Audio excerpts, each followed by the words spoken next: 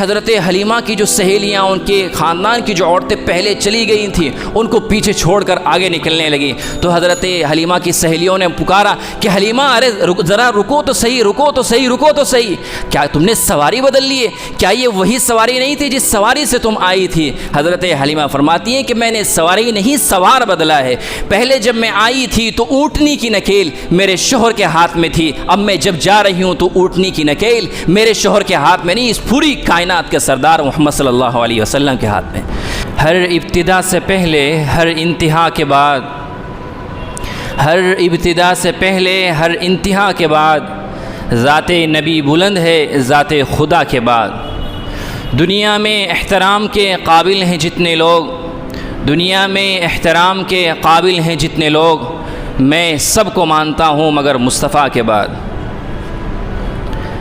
ربیع الاول کا مہینہ شروع ہو چکا ہے۔ یہ ربیع موسم بہار کو کہتے ہیں، اسپرنگ سیزن کو، کہ جس میں بہار آتی ہے، پھل پھول جاتے ہیں اور بڑی خوبصورت ہوائیں چلتی ہیں۔ تو عرب کے لحاظ سے ربیع الاول کا مہینہ یہ موسم بہار کا مہینہ ہوتا تھا، اور یہی مہینہ موسم بہار کا مہینہ بنا حضرت آمنہ کے لیے، کہ اسی مہینے میں سرکار دو عالم صلی اللہ علیہ وسلم اس کائنات کے اندر تشریف لے کر آئے۔ جب آپ تشریف لائے تھے تو یہ دور وہ تھا کہ جو زمانہ جاہلیت کا تھا، ظلم و ستم عام تھا، عورتوں پر طرح طرح کے ظلم و ستم ہوتے تھے، لوگ ان پڑھ تھے، تعلیم کے نام سے کوئی چیز اس معاشرے کے اندر نہیں تھی۔ ایسے دور میں سرکار دو عالم صلی اللہ علیہ وسلم تشریف لائے، اور پھر آپ کے آنے سے پہلے ایک واقعہ ایسا پیش آیا کہ جس نے یہ طے کر دیا تھا کہ اب ضرور اللہ رب العزت کی طرف سے کوئی نبی اور رسول آنے والا ہے۔ وہ واقعہ کیا ہے؟ وہ واقعہ فیل ہے، جس کو قرآن کریم نے سورہ فیل کے اندر بیان کیا ہے۔ الم تر کیف فعل ربک باصحاب الفیل، کہ اے پیغمبر کیا آپ کو نہیں معلوم کہ تیرے رب نے ان ہاتھی والوں کے ساتھ کیا معاملہ کیا؟ یہ تفصیلی واقعہ ہے، میں اس میں سے چند باتیں شارٹلی آپ کے سامنے ذکر کروں گا۔ کہ یمن کا گورنر اور حاکم تھا حبشہ کی طرف سے ابرہہ، وہ نصرانی تھا، اس نے ایک بڑا شاندار کنیسہ بنایا تھا، بڑا شاندار کنیسہ، بہت عالی شان منزل تھی کہ اگر کوئی اس کو اوپر سے اس طرح دیکھنے کی کوشش کرتا تو نہیں دیکھ پاتا تھا۔ اور اس کا مقصد یہ تھا کہ جو لوگ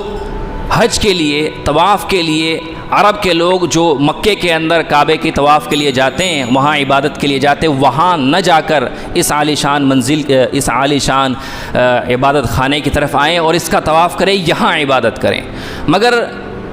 کعبے کو جو عزت دی ہے، جو عزت ہے، جو کعبے کا مقام ہے، وہ اللہ رب العزت کی طرف سے، وہ کسی انسان کی طرف سے نہیں ہے۔ بہرحال اس منزل کے اندر جو کنیسہ اس نے بنایا تھا، ایک خوبصورت کنیسہ، اس میں کسی وجہ سے آگ لگ گئی، ایک حادثہ پیش آیا۔ اس کی تفتیش کی گئی تو کسی نے یہ کہہ دیا کہ یہ کسی قریشی کا معاملہ ہے، قریش کے خاندان میں سے کسی نے یہ معاملہ کیا ہے۔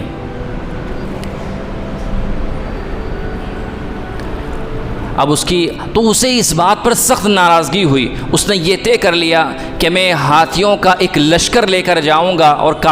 مکے کے اندر جاؤں گا اور کعبے کو بالکل مسمار کر دوں گا، نیست و نابود کر کے ختم کر دوں گا۔ اس ارادے سے وہ وہاں سے چلا اور اپنے ساتھ ہاتھیوں کا ایک لشکر لے کر آیا۔ جب وہ کعبے کے پاس یعنی مکے کے پاس پہنچا، مکے کے باہر، تو اس نے وہاں پر پڑاؤ ڈالا۔ وہاں پر دیکھا کہ بہت سارے قریش مکہ کے اونٹ چر رہے ہیں، تو ان اونٹوں کو اپنے گرفت میں لے لیا، سب کو گرفتار کر لیا، سب کو قید کر لیا۔ مکے والوں کو یہ بات معلوم ہو چکی تھی کہ ابرہہ آ رہا ہے اور کعبے کو مسمار کرنے کے ارادے سے آ رہا ہے، تو وہ بڑے بے چین تھے، بڑے پریشان تھے۔ حضرت عبد المطلب جو اللہ کے نبی صلی اللہ علیہ وسلم کی دادا تھے، وہ اس زمانے میں پورے کعبے کے متولی تھے اور پورے مکہ کے سردار بھی تھے۔ وہ ابرہہ کے پاس مکے سے باہر گئے اور اس کے پاس جب پہنچے تو ابرہہ نے دیکھا کہ کوئی عظیم الشان اور باوقار آدمی آ رہا ہے، تو وہ اپنے تخت سے نیچے اتر کر بیٹھ گیا اور حضرت عبد المطلب کو بھی اپنے ساتھ بٹھایا اور اپنے ترجمان اور ٹرانسلیٹر سے یہ کہا کہ ذرا بتاؤ کہ یہ کس لیے آئے ہیں۔ ابرہہ نے ان سے یہ بات معلوم کی، مگر اس سے پہلے ابرہہ نے یہ بات قریش مکہ سے کہی تھی کہ ہم یہاں مکے کے اندر اس لیے آئے ہیں کہ کعبے کو نیست و نابود کرنا چاہتے ہیں، کعبے کو مسمار کرنا چاہتے ہیں۔ اگر تم ہمیں پریشان نہیں کرو گے، ہمارے مقابلے میں نہیں آؤ گے، ہم تم سے لڑائی نہیں کریں گے، تم سے جنگ نہیں کریں گے، جس مقصد کے لیے آئے اس مقصد کو پورا کر کے چلے جائیں گے۔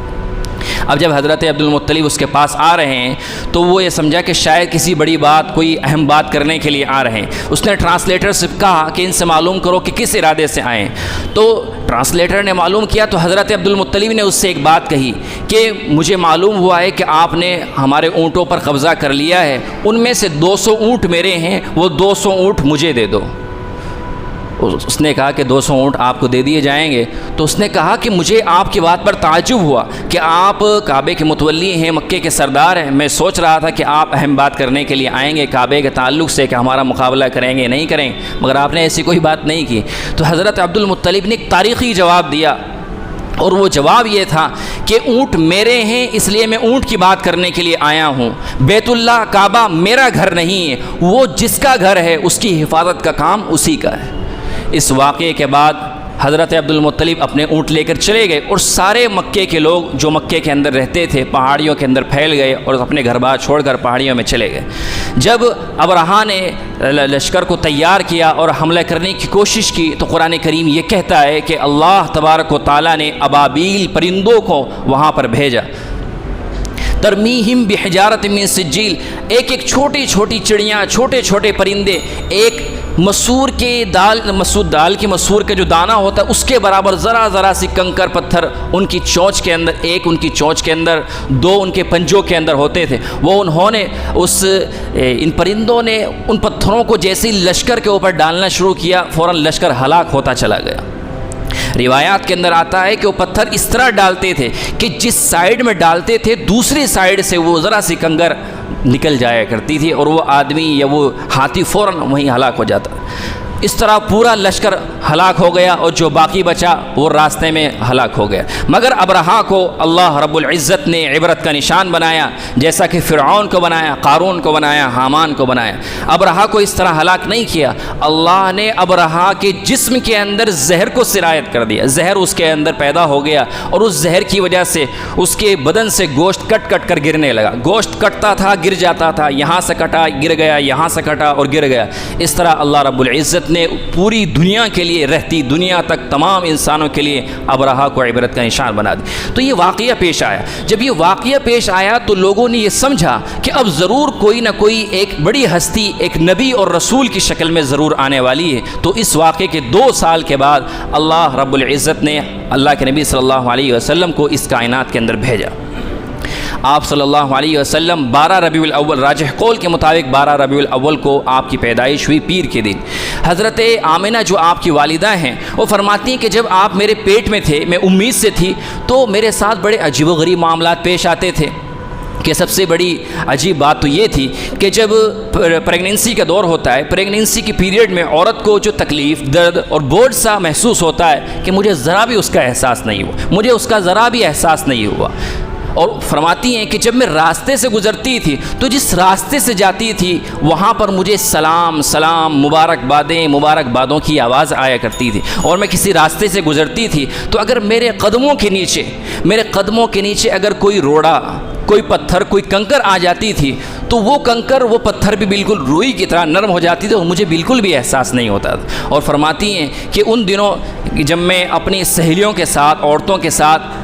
کنویں پر پانی لینے کے لیے جاتی تھی، جیسا کہ پہلے رواج ہوتا تھا، تو جب جاتی تھی تو میری سہیلیاں ڈول کے ذریعے پانی کھینچ رہی ہیں، ان کو پانی کھینچنا پڑتا تھا، مگر جب میری باری آتی تھی تو اللہ رب العزت کا کرنا ایسا ہوتا تھا کہ کنویں کا پانی خود اٹھ کر اوپر آ جاتا تھا اور میں آسانی سے پانی نکال لیا کرتا۔ اور فرماتی ہیں کہ ان دنوں میں اللہ رب العزت نے میرے بدن کے اندر ایسی نفیس خوشبو، ایسی خوبصورت خوشبو پیدا کر دی تھی کہ دوسری عورتیں ان کے اندر ان کے درمیان یہ چرچا ہونے لگا کہ عبد المطلب کی بہو تو نہایت مہنگی خوشبو اور عطر لگاتی۔ یہ بات پہنچتے پہنچتے جب چرچا میں آئی تو پہنچتے پہنچتے حضرت عبد المطلب کو یہ معلوم ہوئی، تو عبد المطلب نے اپنی اللہ کے نبی کی دادی سے یعنی اپنی بیوی سے کہا کہ تمہاری بہو آمنہ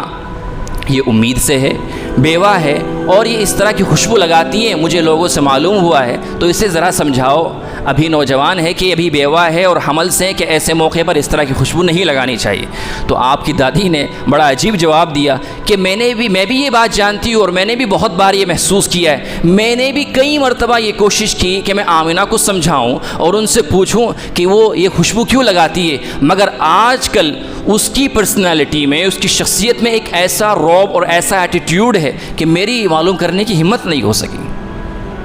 تو حضرت عبد المطلب نے حضرت آمنہ کو خود بلایا، ان سے پوچھا کہ بیٹا ذرا مجھے یہ بتاؤ کہ تم تو پریگننسی میں ہو اور بیوہ ہو، تمہیں اس طرح کی خوشبو نہیں لگانی چاہیے، اتنی مہنگی اور نفیس خوشبو تم کو کون لا کر دیتا ہے؟ حضرت آمنہ نے جواب دیا کہ ابا میں نے تو آج تک کوئی مارکیٹ ہی نہیں دیکھی، میں تو کہیں بازار ہی نہیں گئی، میں نے تو کبھی خوشبو ہی نہیں لگائی۔ تو یہ اللہ کے نبی صلی اللہ علیہ وسلم کی کرامات تھی جو آپ کی والدہ حضرت آمنہ موقع سے محسوس کرتی رہتی تھی۔ بہرحال راجح قول کے مطابق 12 ربیع الاول کو آپ کی پیدائش ہوئی۔ روایات کے اندر آتا ہے حضرت آمنہ فرماتی ہیں کہ جب آپ کی پیدائش ہوئی، آپ کی ولادت ہوئی تو پورا کمرہ خوشبو سے معطر ہو گیا اور پورا کمرہ نور سے بھر گیا۔ جس وقت آپ کی پیدائش ہو رہی تھی کمرے کے اندر تاریکی تھی، اندھیرا تھا، روشنی کی ضرورت پیش آئی دائی کو، مگر جب آپ کی ولادت ہوئی، آپ کی پیدائش ہوئی تو آپ کی پیدائش کی برکت سے پورے کمرے کے اندر روشنی اور خوشبو پھیل گئی۔ یہ اللہ رب العزت کی، یہ اللہ کے نبی صلی اللہ علیہ وسلم کی کرامات تھیں، آپ کی برکتیں تھیں۔ حضرت آمنہ فرماتی ہیں کہ جب کسی عورت کے یہاں بچہ پیدا ہوتا ہے، جب ہو جاتا ہے تو ہر عورت کی یہ خواہش ہوتی ہے کہ میں اپنے بچے کو دیکھوں۔ تو میں نے اللہ کے نبی کو جب دیکھنے کی کوشش کی تو میں دیکھ کر حیران ہو گئی کہ اللہ کے نبی سجدے کے اندر لیٹے ہوئے ہیں، یعنی آپ سجدے میں پڑے ہوئے ہیں۔ تو گویا کہ اللہ کے نبی صلی اللہ علیہ وسلم نے اس دنیا میں آ کر سب سے پہلے قوم کو، انسانوں کو یہ میسج دیا کہ خالق اور مالک صرف اور صرف اللہ رب العزت کی ذات ہے، وہی سجدے کے لائق ہے، وہی بندگی کے لائق ہے۔ آپ نے ایک بات سنی ہوگی کہ عرب کے اندر یہ دستور تھا کہ جو شہر کے بچے ہوتے تھے، شہری لوگ ان کو گاؤں میں، دیہات میں بھیج دیا کرتے تھے، دائی ان کو دودھ پلایا کرتی تھی۔ تو ہر سال 2 مرتبہ مکے کے اندر آس پاس کے گاؤں سے، دیہات سے عورتیں آتی تھی اور بچوں کو لے کر چلی جاتی تھی۔ وہ بچوں کو اپنا دودھ پلاتی تھی اور پرورش کرتی تھی اور جنگلوں میں ان کو گھماتی تھی، اس طریقے سے تاکہ ان کی نشو و نما ہوئی۔ اور عرب کے اندر جو دیہات کی زبان ہوتی تھی وہ پیور لینگویج مانی جاتی تھی۔ آج بھی جو شہر کی زبان ہے وہ اتنی پیور نہیں مانی جاتی۔ آپ دلی کے اندر غور کر لیں تو دلی میں نہ تو آپ کو پیور ہندی ملے گی اور نہ پیور اردو ملے گی، مختلف علاقوں سے لوگ آ کر بس جاتے ہیں تو زبان مکس ہو جاتی ہے، مگر آس پاس کے جو گاؤں ہوتے ہیں وہاں پر لینگویج پیور ہوتی ہے۔ تو اس مقصد سے جو مکے کے لوگ تھے آس پاس کے دیہات میں بھیج دیا کرتے تھے۔ اب حضرت حلیمہ رضی اللہ تعالیٰ عنہ کا قافلہ بنو سعد سے تھیں، بنو سعد کا ایک قافلہ مکے کے اندر آیا، وہاں کی بہت ساری عورتیں آئیں اور بچوں کو لینے کے لیے آئیں۔ اسی طرح بہت ساری عورتیں وہ اللہ کے نبی صلی اللہ علیہ وسلم کے گھر بھی آئیں، عبد المطلب کے گھر بھی آئیں، مگر انہوں نے آپ صلی اللہ علیہ وسلم کو ایکسیپٹ نہیں کیا، یہ سمجھ کر کہ یہ تو یتیم بچہ ہے، یہاں سے کیا ہدیہ ملے گا، یہاں سے کیا تحفے اور انعام ملیں گے، اور وہ اللہ کے نبی صلی اللہ علیہ وسلم کو چھوڑ کر چلی گئی۔ اور آج وہ ہسٹوریکلی، تاریخی لحاظ سے بہت محروم عورتیں تھیں۔ حضرت حلیمہ رضی اللہ تعالیٰ دیر سے پہنچی کیونکہ حضرت حلیمہ کی جو سواری تھی وہ نہایت مریل اور کمزور قسم کی تھی، اس لیے وہ آہستہ آہستہ چل رہی تھی۔ تو مکے کے اندر بھی حضرت حلیمہ سب سے بعد میں آئی تھی۔ اب حضرت حلیمہ نے دیکھا کہ ساری عورتیں جا چکی ہیں اور سب بچے ختم ہو گئے ہیں، صرف ایک بچہ باقی ہے۔ تو ان کے شوہر نے، حضرت حارث نے ان کو یہ مشورہ دیا کہ چلو اسی کو لے لیا جائے۔ اس کو لینے کے لیے حضرت حلیمہ رضی اللہ تعالیٰ عنہ اللہ کے نبی صلی اللہ علیہ وسلم کے گھر جب پہنچی تو کہا، حضرت آمنہ سے پوچھا کہ کیا تمہارے یہاں بچہ ہے؟ حضرت آمنہ نے درد بھرے لہجے میں کہا کہ بچہ تو ہے مگر تم لوگ ہی نہیں۔ حضرت حلیمہ نے پوچھا کہ کیوں؟ آمنہ نے جواب دیا کہ بچہ یتیم ہے، کہ بہت ساری عورتیں آئی تھیں اور وہ چھوڑ کر چلی گئی، انہوں نے ایکسیپٹ نہیں کیا۔ حضرت حلیمہ فرماتی ہیں کہ میں نے آمنہ سے کہا کہ بچہ دکھاؤ تو صحیح، بچہ کہاں ہے؟ کہ حضرت حلیمہ کو لے کر آمنہ جب کمرے میں پہنچی تو حضرت حلیمہ فرماتی ہیں کہ جیسے ہی میں کمرے میں داخل ہوئی ایک خوشبو کا ایک جھونکا ایسا میرے سامنے آیا کہ میری طبیعت حشاش بشاش ہو گئی کہ اتنی خوبصورت خوشبو کہاں سے آئی. اور جب میں نے اللہ کے نبی کو دیکھا تو میں یہ کہنے پر مجبور ہو گئی کہ میں نے آج تک پوری زندگی میں اتنا خوبصورت اتنا حسین بچہ نہیں دیکھا. اللہ رب العزت فرماتے ہیں کہ حلیمہ تو نے اتنا خوبصورت حسین بچہ نہیں دیکھا, میں نے اتنا حسین اور خوبصورت بنایا ہی نہیں, میں نے جس سانچے سے جس فریم سے محمد کو بنایا تھا میں نے اس سانچے کو ہی ختم کر دیا. حضرت حلیمہ فرماتی ہیں کہ جب میں نے اپنا ہاتھ اللہ کے نبی کے سینے پر اس طرح پھیرا تو آپ نے بڑی مسکراہٹ کے ساتھ اپنی آنکھیں کھولی تو بس میری قسمت کے دریچے کھل گئے. میں نے آپ کو اپنی گود میں جیسے ہی اٹھایا کہ ہمارے علاقے میں اس وقت قحط سالی تھی, دودھ نہیں تھے, گھاس خشک ہو گئی تھی, ترکاری نہیں تھی, اور اسی لیے میری چھاتی بھی خشک ہو گئی تھی, دودھ نہیں اترتا تھا, میرا بچہ بلبلاتا رہتا تھا. میں نے اللہ کے نبی کو اٹھا کر اپنی گود میں جو لیا اور چھاتی سے جو لگایا میری چھاتیوں میں دودھ اتر گیا. آپ نے دائیں چھاتی سے دودھ پیا, میں نے آپ کو بائیں طرف کرنے کی کوشش کی مگر آپ نے بائیں کی طرف دودھ نہیں پیا. یہاں بھی اللہ کے نبی صلی اللہ علیہ وسلم نے انصاف کا سبق دیا, انصاف کا یہ میسج دیا, کیونکہ حضرت حلیمہ کے یہاں ایک بچہ اور تھا, حضرت عبداللہ, وہ اللہ کے نبی صلی اللہ علیہ وسلم کے رضائی بھائی تھے. تو آپ نے یہ میسج دیا کہ نہیں, میرا حق صرف ایک ہی طرف ہے, دوسری طرف میرے بھائی کا حق ہے.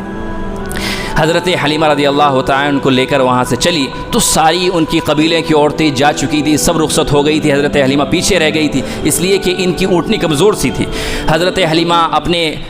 خیمے میں جب لے کر آئی تو حضرت حارث دودھ دھونے کے لیے جب اونٹنی کے نیچے بیٹھے تو حلیمہ سے فرمانے لگے کہ حلیمہ یہ بچہ تو واقعی برکتوں اور رحمتوں والا نکلا, آؤ ذرا اونٹنی کے تھنوں کو دیکھو کس طرح دودھ سے بھرے ہوئے. حضرت حلیمہ نے بھی دودھ پیا, ان کے شوہر نے بھی دودھ پیا, سب نے دودھ پیا, سب شکم سیر ہو گئے, چھک گئے. اس کے بعد جب چلنے لگے اور چلنے کا ارادہ کیا تو حضرت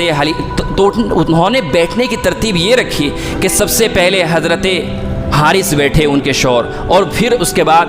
حضرت حلیمہ اللہ کے نبی صلی اللہ علیہ وسلم کو گود میں لے کر بیٹھی. اونٹنی کو اٹھانے کی کوشش کی تو اونٹنی اٹھنے کے لیے تیار نہیں, اونٹنی اٹھنے کے لیے تیار نہیں, بار بار کوشش کی پھر بھی اٹھنے کے لیے تیار نہیں. حضرت حلیمہ نے فرمایا کہ حارث مجھے ایسا لگتا ہے کہ یہ بچہ بڑی شخصیت ہے اور شاید قدرت کو ہمارا یہ عمل پسند نہیں آیا کہ ہم اس بچے کو پیچھے بٹھائیں. حضرت حلیمہ نے کہا کہ آپ اس بچے کو آگے بٹھاؤ. جیسے ہی اللہ کے نبی صلی اللہ علیہ وسلم کو سب سے آگے لایا گیا, اونٹنی فوراً اٹھ کر کھڑی ہو گئی اور چلنے لگی, اور چلتی چلتی اتنی تیزی کے ساتھ دوڑی, اتنی برق رفتاری کے ساتھ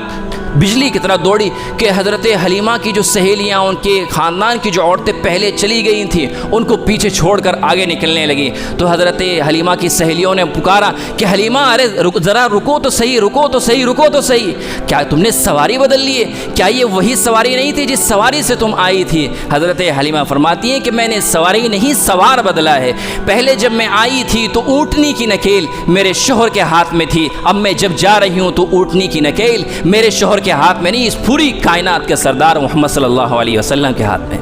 تو یہ سرکار دو عالم صلی اللہ علیہ وسلم کی پیدائش کا ایک پیدائش کی تاریخ ہے.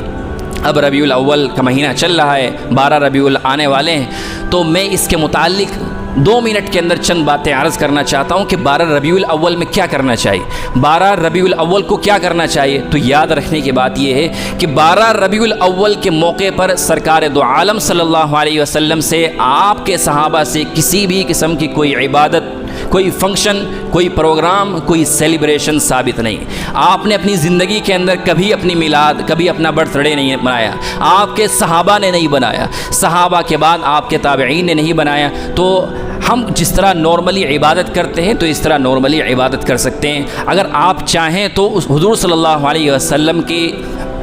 لیے درود کا نذرانہ, درود شریف آپ جتنی زیادہ پڑھ سکتے ہیں پڑھیے, اور سیرت پاک پڑھیے, اور یہ طے کیجئے کہ ہمیں اپنی زندگی حضور اکرم صلی اللہ علیہ وسلم کی سنتوں کے مطابق گزارنی ہے. آج کل جو آپ دیکھتے ہیں کہ جب 12 ربیع الاول کا موقع آتا ہے, مسجدوں کو, قبرستانوں کو چراغاں کیا جاتا ہے, ڈفرینٹ ٹائپس کی اسپیشل ڈش تیار کی جاتی ہے اور لوگوں کو بلایا جاتا ہے, پارٹی کی جاتی ہے, جلسے جلوس کیے جاتے ہیں اور بہت سارے کام کیے جاتے ہیں, اور یہ سمجھنے کی کوشش کی جاتی ہے کہ حضور صلی اللہ علیہ علیہ وسلم کی میلاد ہے تو یہ اس کی پارٹی ہے۔ اللہ کے نبی صلی اللہ علیہ وسلم سے، آپ کے صحابہ سے، آپ کے صحابہ کے بعد جو تابعین ہیں، ان کے بعد جو ائمہ مجتہدین ہیں، کسی سے کوئی اس طرح کا عمل ثابت نہیں ہے۔ اللہ کے نبی صلی اللہ علیہ وسلم نے اپنی پوری زندگی میں کبھی برتھ ڈے نہیں بنایا۔ یہ شروعات تو اصلاً